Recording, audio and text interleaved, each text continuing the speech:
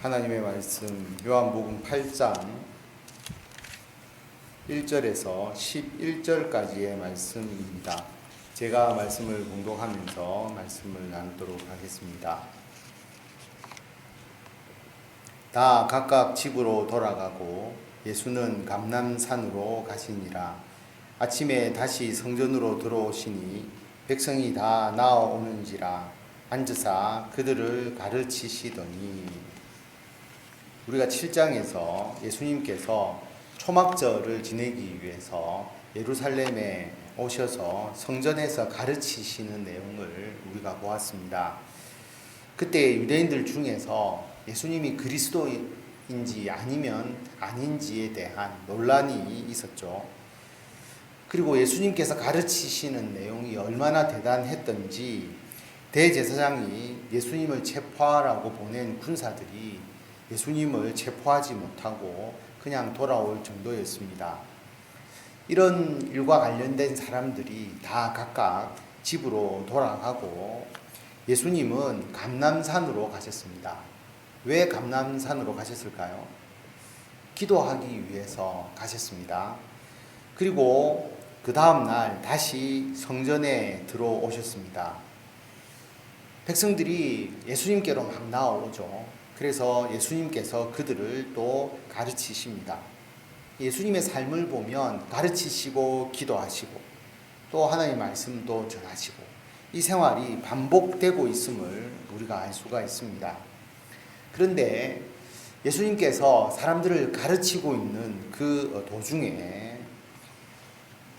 3절에 보면 서기관들과 바리새인들이 음행 중에 잡힌 여자를 끌고 와서 가운데에 세우고 예수께 말하되 선생이여 이 여자가 간음하다가 현장에서 잡혔나이다.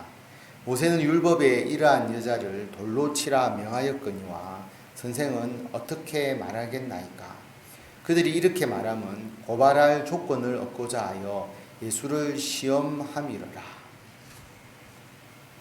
서기관과 바리새인들이 예수님 앞으로 음행 중에 잡힌 여자를 끌고 옵니다.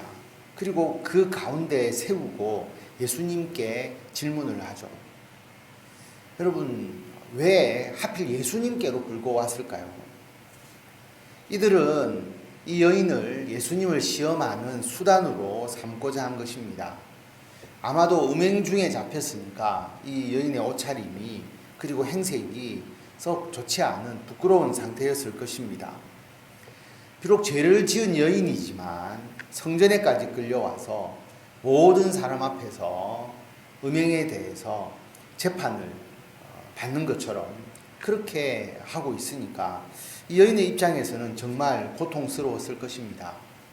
그런데 서기관과 바리새인들은 이 여인에 대해서는 조금도 생각하거나 배려하지 않습니다. 그리고 4절에 보면 예수님께 이 여자가 간음하다가 현장에서 잡혔습니다. 모세는 율법에 이러한 여자를 돌로 치라고 했는데 선생님 어떻게 할 겁니까? 예수님을 고발할 조건을 얻기 위해서 그렇게 말합니다.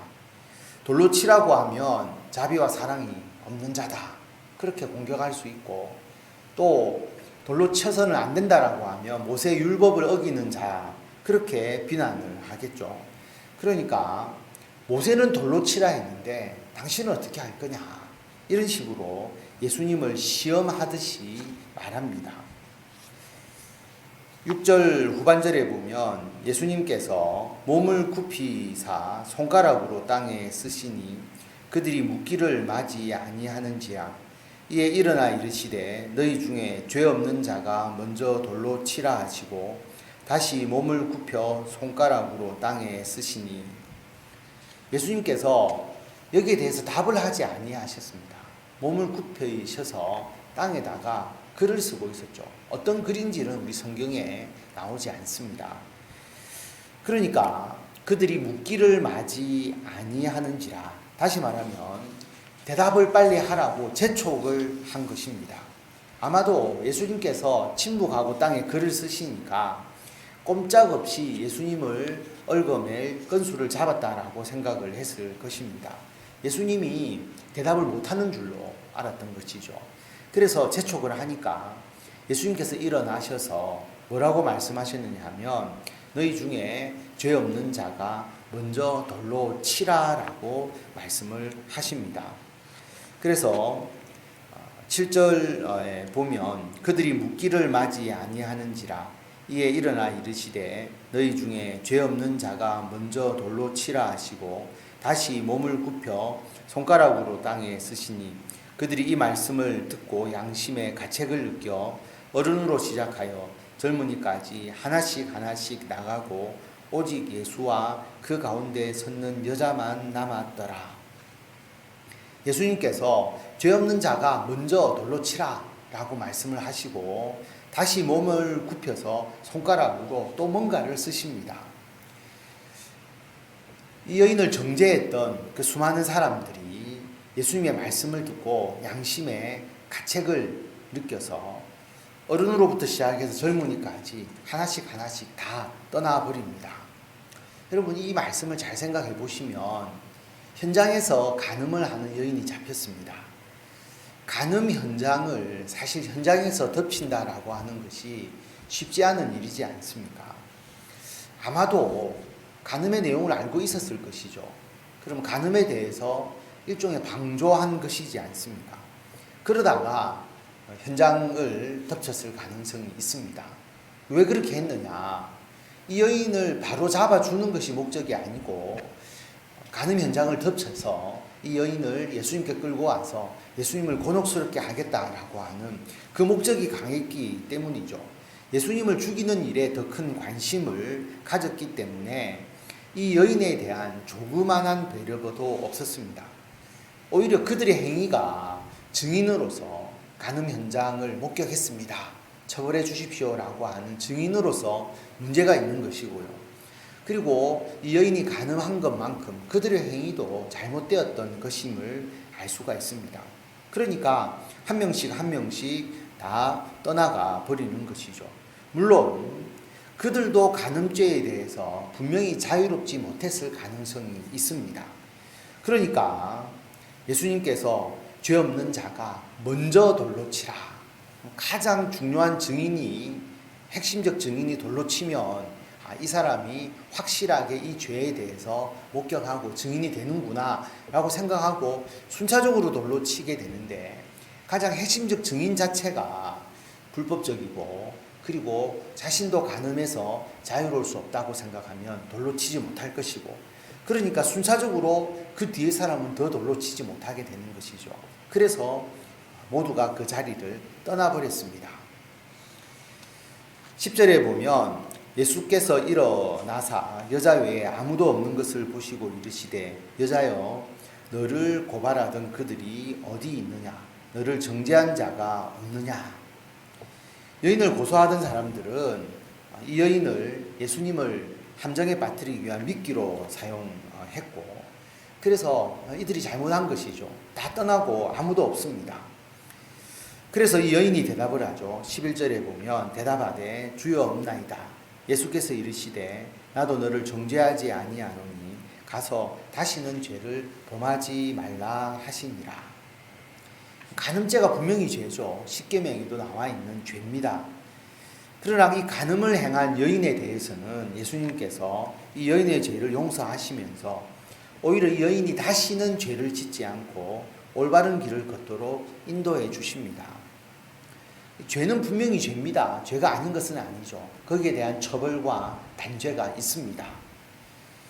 그러나 처벌과 그들을 벌하는 것이 목적이 아니고 예수님은 처벌을 통해서도, 벌을 내림을 통해서도 그들이 예수님께로 나아오고 새로운 하나님의 자녀가 될 수 있는 올바른 삶을 살아가도록 인도하는 게 목적이죠. 그렇기 때문에 그 사람에 대해서는 오히려 용서하시면서 그들이 구원의 길로 나아갈 수 있도록 인도해 주시는 예수님의 모습을 볼 수가 있습니다. 오늘 말씀을 통해서 우리들 자신의 이 말씀을 적용을 해야 합니다. 우리가 다른 사람의 죄에 대해서 정죄하는 경우가 굉장히 많습니다. 그런데 곰곰이 생각해 보면 우리가 누구를 정죄할 수 있겠습니까? 죄가 없는 자가 먼저 돌로 치라 예수님께서 우리에게 말씀을 하십니다. 그런데 예수님이 우리의 죄를 모르는 게 아니잖아요. 우리들의 모든 죄를 다 알고 계시고 우리들의 지극히 작은 것까지 모든 것을 파악을 하고 계시는데 예수님이 너희들 중에 죄가 없는 자가 먼저 돌로 치라 라고 말씀하실 때 우리가 감히 그들을 향하여 돌을 던질 수 있는 자가 누가 있겠습니까? 그래서 예수님 앞에서 다른 사람을 정죄하기보다는 오늘 말씀의 예수님처럼 그 죄는 분명히 잘못되었고 그 죄는 분명히 문제가 있지만 그 사람에 대해서는 미움과 분노를 가지지 않는 것이 필요합니다. 우리도 그들과 같은 죄인임을 기억하고 오히려 우리는 그들의 사례를 통해서 저렇게 죄를 짓는 거구나, 저렇게 죄를 지었을 때 책망을 받는 것이구나 라고 하는 것을 우리가 오히려 깨닫고 우리가 죄 짓지 않도록 거룩한 하나님의 자녀로서 올바로 살아갈 수 있도록 힘쓰는 그것이 우리들에게 필요합니다. 그 사람들을 포용하고 감사 주면서 그들도 하나님의 자녀로서 올바로 살아갈 수 있도록 이끌어주고 우리도 하나님 안에서 우리가 올바로 성령 안에서 살아갈 수 있도록 우리가 더욱더 힘쓰고 그래서 우리 모두가 하나님 안에서 죄에 대한 삶을 조금씩 다 정리하고 청산하고 하나님의 말씀 안에서 살아가는 저와 우리 모든 성도 여러분들과 그리고 이 세상의 모든 사람들이 되기를 바라고 그래서 모두가 예수님을 통한 구원의 은총을 받아 누리기를 바랍니다.